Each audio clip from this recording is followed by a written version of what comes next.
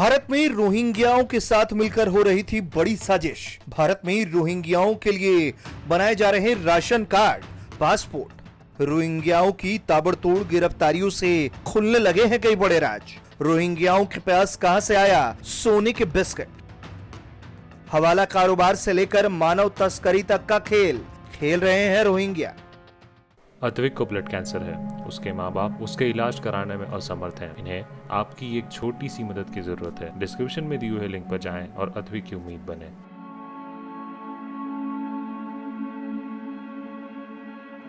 शासन और डीजीपी के द्वारा विशेष अभियान जो विदेशी तत्व गलत तरीके से प्रदेश में रह रहे हैं, एक अभियान चलाया जा रहा है और उसके तहत ही ये गिरफ्तारियां लगातार हो रही हैं।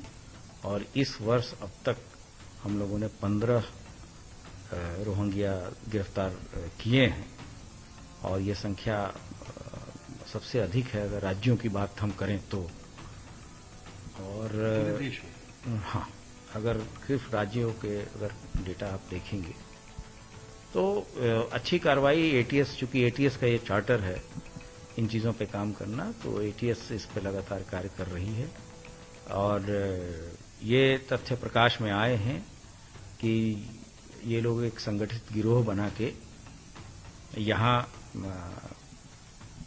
कूटनीतिक तरीके से भारतीय दस्तावेज तैयार कराते हैं, जिसमें कि आधार कार्ड है, वोटर आई कार्ड है और अन्य दस्तावेज है। और उनके आधार पे जो हमारा बांग्लादेश का पोरस बॉर्डर है, या तो म्यांमार से लाके या फिर जो बांग्लादेश में रिफ्यूजी कैंप में ऐसे रोहिंग्याज रहते हैं उनको लेके आते हैं और यहाँ के फैक्ट्रियों में उनको नौकरी दिलाना, यहाँ की योजनाओं में लाभ कराना।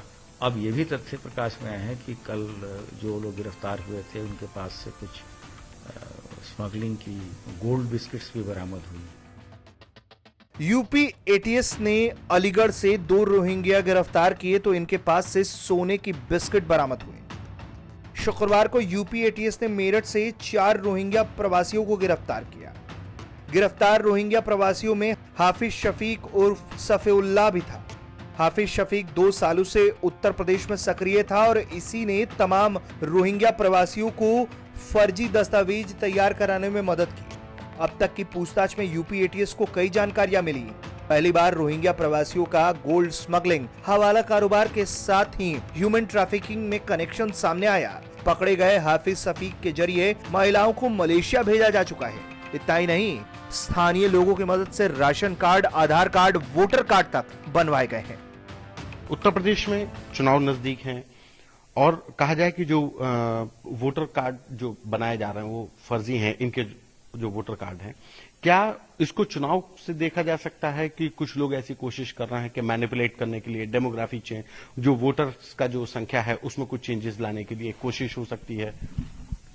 नहीं, जो तथ्यात्मक चीज है कि इनके पास वोटर आई कार्ड है तो अवश्य ये स्थानीय जो भी चुनाव होंगे, जिस भी लेवल के स्तर के चुनाव होंगे उसमें ये पार्टिसिपेट करेंगे, चूंकि उनके पास इस तरह के कार्ड हैं।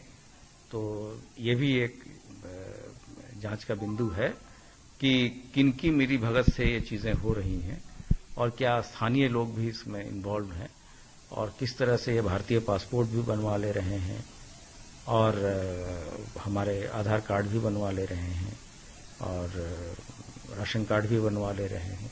ये सभी चीजें जो दस्तावेज को लेकर इस पे कुछ ड्राइव स्पेशली क्योंकि ये नहीं, मैंने आपको बताया कि डीजीपी महोदय के द्वारा ये विशेष ड्राइव शासन के निर्देश पर चलाया जा रहा है और उसी के ये परिणाम आ रहे हैं।